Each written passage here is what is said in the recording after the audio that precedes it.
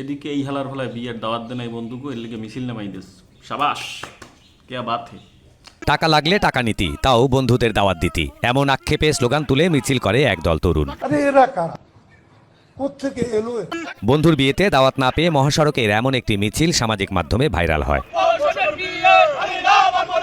এ সময় বেদনাহত বন্ধুদের হাতে একটি ব্যানার দেখা যায়। আমাদের বন্ধু শাকিল শেখ তার বিয়েতে বন্ধুদের দাওয়াত না দেওয়ায় বিক্ষোভ মিছিল। বিগত দিনে সব বন্ধুর বাড়িতে দাওয়াত পেলেও নিজের বিয়েতে কাউকে দাওয়াত না দেওয়ায় বিষয়টি মেনে নিতে পারছেন না বাকি বন্ধুরা। শাকিল আমাদের বিগত দিনে প্রত্যেকটা বন্ধুর বাড়িতে দাওয়াত খেয়ে আসছে। আমি শাকিলের উপরে মনোক্ষুণ্ণ।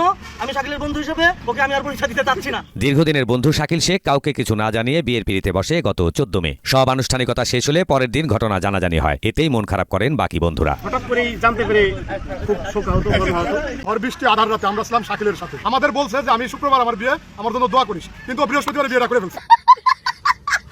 ছোট থেকে একসাথে বেড়ে ওঠা বন্ধুর বিশ্বাসভঙ্গ মেনে নিতে পারছেন না তারা। ও চুল কাটাইছে, ও দাড়ি কাটাইছে এবং হচ্ছে পাঞ্জাবি কিনছে ও বিয়ে খাবার দেওয়ার জন্য।